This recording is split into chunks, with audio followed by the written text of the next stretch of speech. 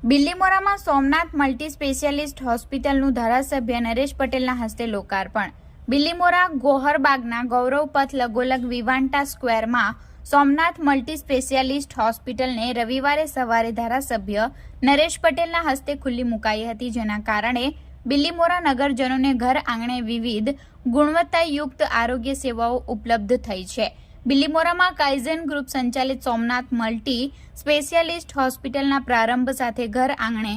Metro શહેરો જેવી અનેકવિધ સ્વાસ્થ્ય સુવિધા ઉપલબ્ધ બની છે। 50 બેડ સુવિધા, લેમિનાર અને modular operation theatre, advance ICU અને ડાયાલિસિસ ફેસિલિટી, ઇમરજન્સી અને trauma centre, CT scan, X-ray, sonography, laboratory suite, deluxe અને સ્પેશિયલ રૂમ જેવી અનેકવિધ સુવિધાઓ સાથે physician, cardiologist, chest physician, laparoscopic gastro અને general surgeon, critical care specialist, orthopaedic surgeon, general surgeon, પ્રસૂતિ અને સ્ત્રી રોગ નિષ્ણાંત, એનેસ્થેટિસ્ટ, ન્યુરોફિઝિશિયન, પીડિયાટ્રિશિયન, રેડિયોલોજિસ્ટ અને